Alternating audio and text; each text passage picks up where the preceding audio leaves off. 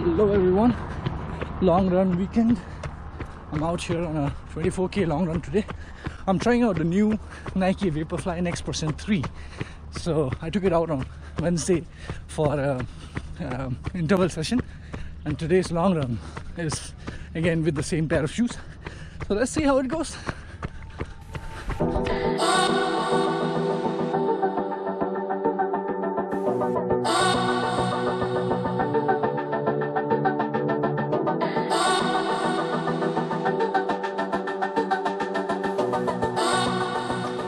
Hey everyone, welcome back. I really am excited to share with you my experience running in this new pair of shoes that I have with me, the Nike Vaporfly Next %3. And I took it out for a couple of runs last week, and in this video I'm going to share with you my first thoughts on this pair of super shoes that Nike launched. Alright, first up is the disclaimer. This pair of shoes has been bought with my own money and nobody's paying me to do this review.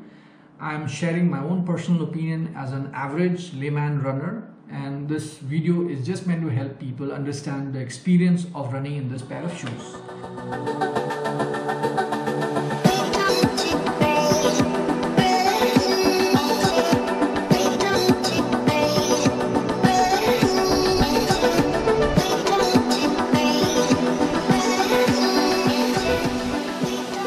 Alright, talking about the basic measures, this shoe set me back around $250 US. It's pretty expensive, but I think that's the price range for most of the super shoes nowadays. And the weight of the shoe is one of the lightest in the market. Currently, this shoe that I'm holding here is UK 9 or US 10 size, and it weighs 200 grams per shoe, which was around 210 grams for the previous version of the Nike Vaporfly. So it's pretty much lightweight and much lighter than most of the shoes available in the market right now. Regarding the sole measurements, it is a little different from the previous version. So the heel to toe total length in the previous one was about 1 centimeters longer than this. So this one measures around 32 centimeters or 31 centimeters thereabout, while the previous version, the Vaporfly Next %2, it was around 33 mm or so, I think, from the heel to the toe. So it's a little shorter in comparison to the previous one. And other than that, even at the heel, even at the midfoot, they have made it a little narrower compared to the previous version. So the previous one was around, this is the Next %2. The previous one was around 6 mm at the middle of the sole, midfoot, while this one is around 5.5. So just a little bit of width knocked off from there. The other parts remain the same more or less, and they also have introduced a small cut at the middle of the sole, which allows you to see the fly plate, carbon plate inside, which sort of powers your runs in these kind of super shoes. So that's a little bit of a modification there. And other than that, of course, they have also removed the rubber cover of the outsole, which sort of protected the sole in the heel, towards the heel in the previous versions. So if you see this heel in some of the shoes, they kind of start wearing off because it's not protected. So the previous ones had this kind of a rubber cover. The new one does not have any covering here, so does not have any protection here. But the front portion has a waffle-like outsole, which sort of gives it a better grip than the previous versions, I think. And that's pretty much it. That's pretty much what they've changed in the new versions.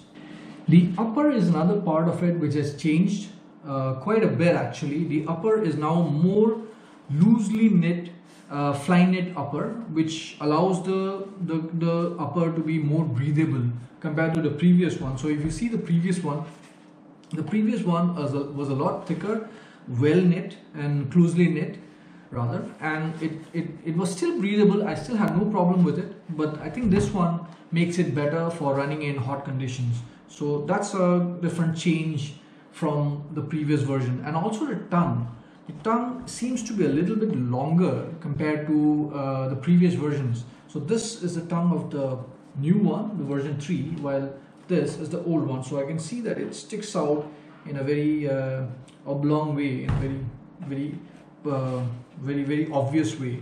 So I don't really understand why they did this exactly, but well, That's a change that you can perceive in this pair of shoes.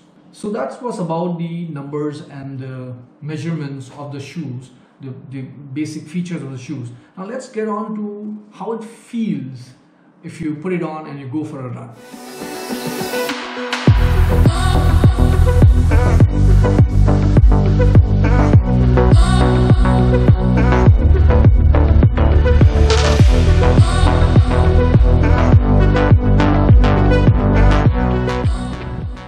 Now this new pair of shoes has a lot of space in the upper. So if you have somebody with a sort of a broad forefoot like mine, you might have felt a little bit of discomfort in the older versions, in the Vaporfly Next 2% or Vaporfly Next percent. So in this one, you feel very comfortable with the loosened upper. And despite the loosened upper, there's no slipping in the heel, which again was something which I experienced in the older versions. When I first put it on, I felt like the heel was slipping a little bit. But in this one, for my foot, I think this one fits in perfectly. There was no slipping in the heel as well, and it felt very comfortable wearing it. And the cushioning also feels somewhat softer, although I've seen the reviews before buying this pair of shoes, and many of the reviewers said that actually the cushioning is not soft.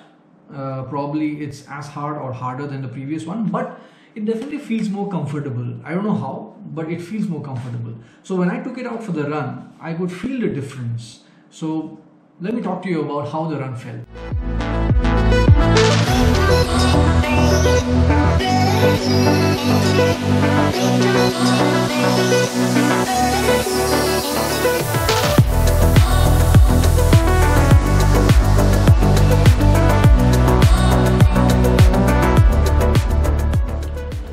So as mentioned earlier, I took it out for a couple of runs, one interval run and a long run session. And to be honest with you, I did not like the shoe in the interval run at all.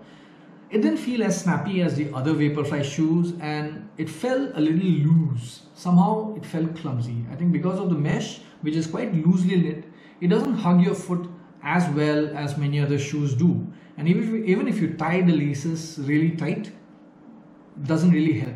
So I really ended up not being impressed by the shoe in the first session, in the interval session. However, the long run kind of changed my perception. In the long run, I was going out at a very slow pace, and the shoe seemed to be very forgiving. At around 5.5 minutes per kilometer, it felt quite normal to be running in this pair of shoes, which usually isn't the case if you run in a, let's say, an Alphafly or some other shoes which are kind of more rigid in terms of going on slower runs, which are more beneficial or which feel better at faster paces. So this shoe seemed to be very forgiving, and moreover, after around 8 or 9 kilometers of running during the long run, the shoe started feeling much more comfortable to the feet. I don't know whether the foot started feeling more comfortable with the cushion, or I don't really know what exactly made me feel better, but around 8 or 9 kilometers later, I felt like the shoes are very pleasant, very comfortable to run in, and I even tried it out at a little faster pace, around 4:45 minutes per kilometer after around 20 kilometers or so, and it was quite good. I mean, it didn't feel bad at all, unlike my really faster run in the interval. In the long run, this shoe felt good. It was very forgiving, very accommodating, and moreover, I think the mesh does wonders with the breathability, because I usually get a lot of problem with blisters because my feet start getting heated up and there's friction and whatnot, and you start getting blisters which sort of trouble you. But in this pair of shoes, I think my feet were really cool throughout, and that's a big plus point. Now coming to the likes and dislikes of the shoes, because after experiencing it in a couple of runs, I think the first thing that I like about this shoe is the fit.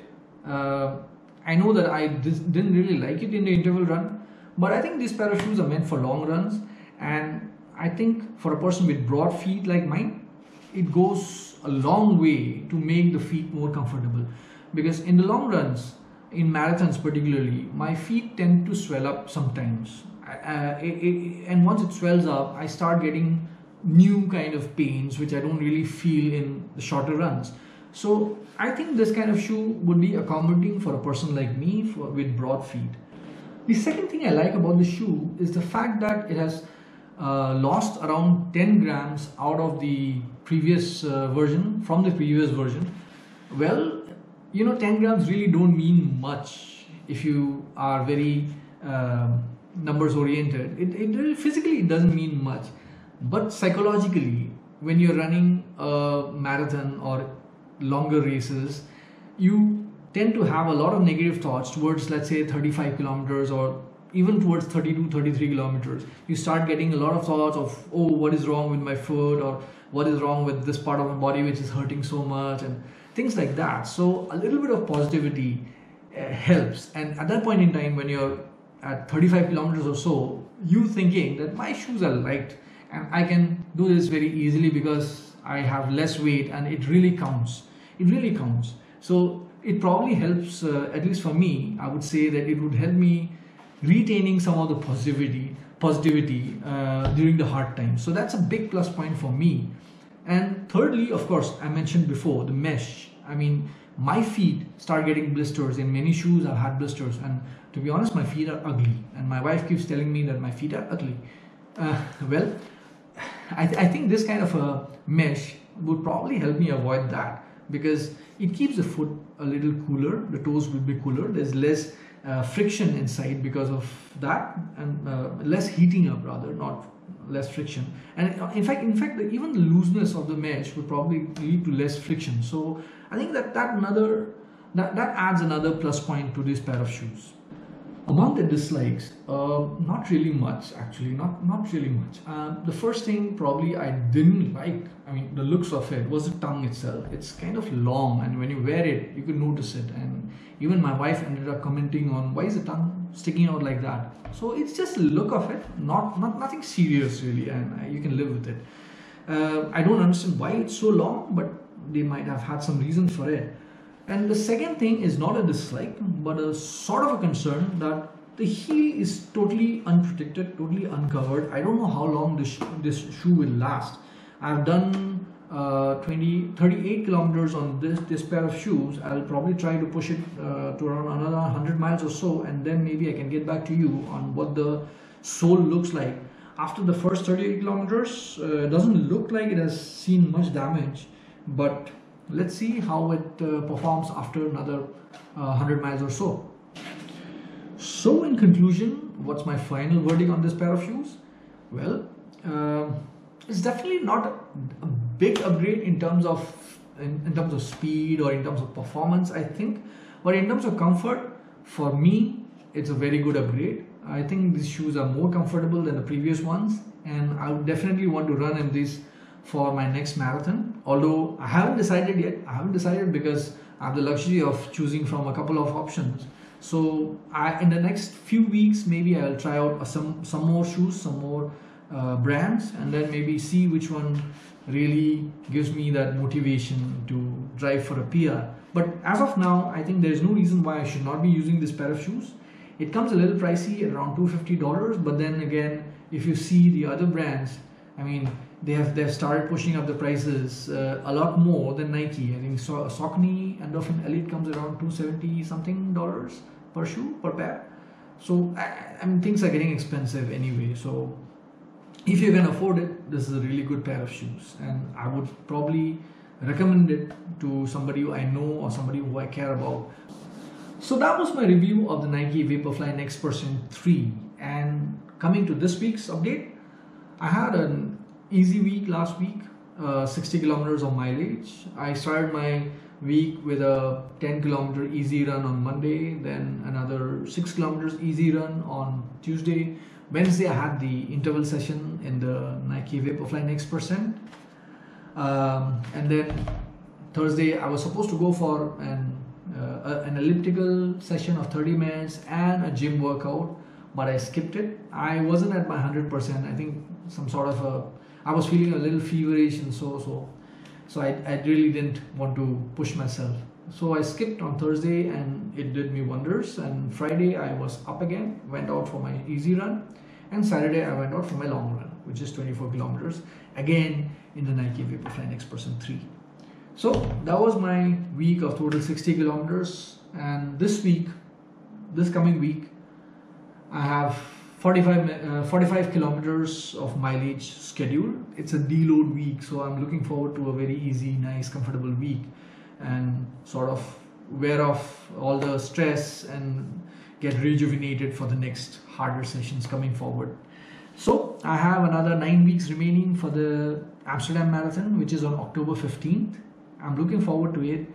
If you have been watching this video, if you have gotten this far and you haven't subscribed yet, please do subscribe. Please do like this video as well.